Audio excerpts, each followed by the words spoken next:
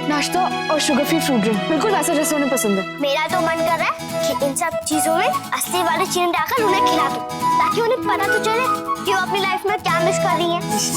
खबरदार अगर ऐसा कुछ किया तो मिस्टी। आइए आइए, पधारिए। नायरा तुम? ये हमें रास्ते में मिल गई थी तो हम लोग इसे साथ में ले आए, तो मैं चेंज करके आती हूँ। आइए ना। पहले घर देखे। आइए।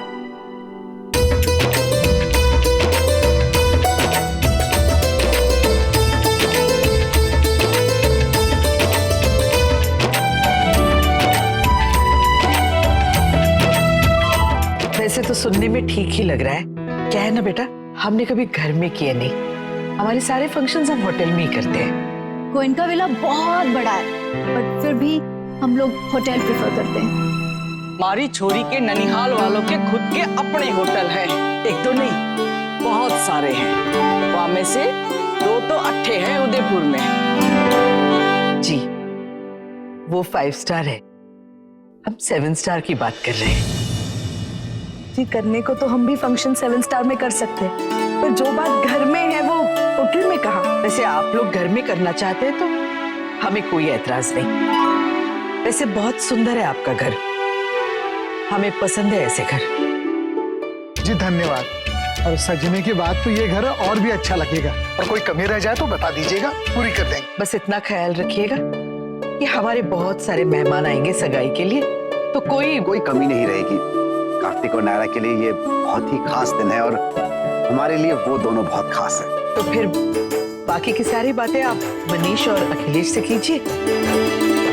अब हम चलते हैं। नहीं नहीं, ऐसे नहीं, चाय नाश्ता लिए बिना हम आपको जाने नहीं देंगे। गायू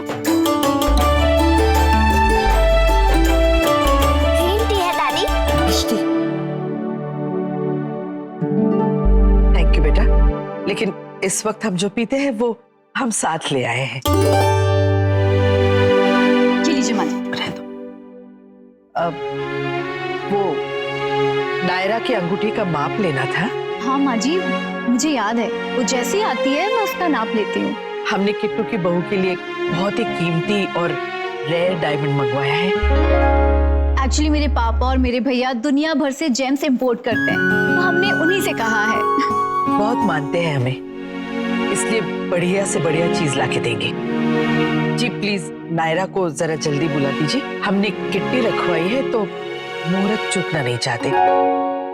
हमारे पोते के सगाई के बारे में पहली बार लोगों को बताना है वहाँ, तो कोई ऐसे वैसे वक्त में तो नहीं बताएंगे ना, तो पंडित जी से सलाह करके किट्टी रखी है।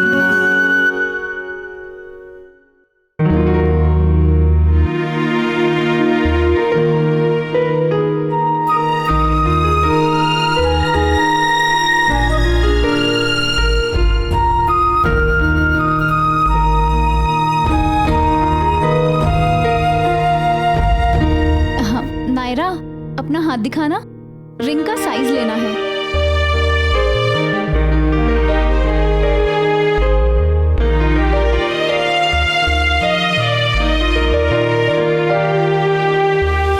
मैंने एक रिंग देखी थी, नहीं देखी क्या, फाइनली कर दी थी।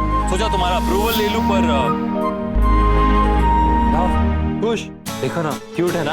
हमें क्या पता गर्ल्स की चीजें। ओहो, कभी तुम्हारी भी नहीं, बहुत टाइम है, सॉरी।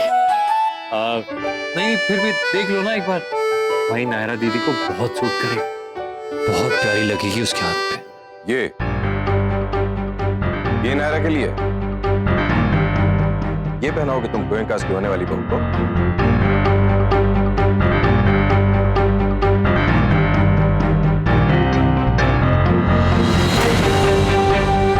सब कुछ खुद ही डिसाइड कर लेते हो, कभी किसी से पूछ लिया करो, किसी और से सलाह भी किया करो।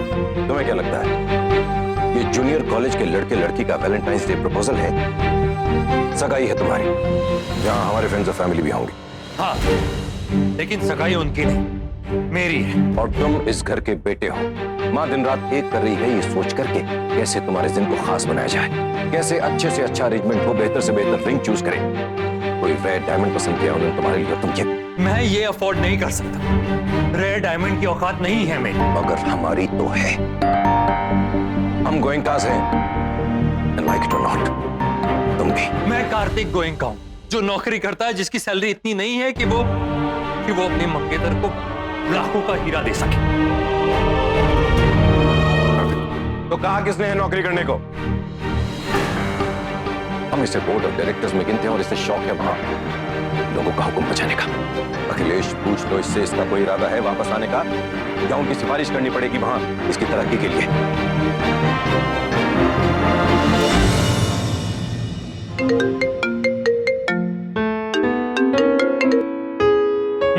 बोलो। क्या बोलूं?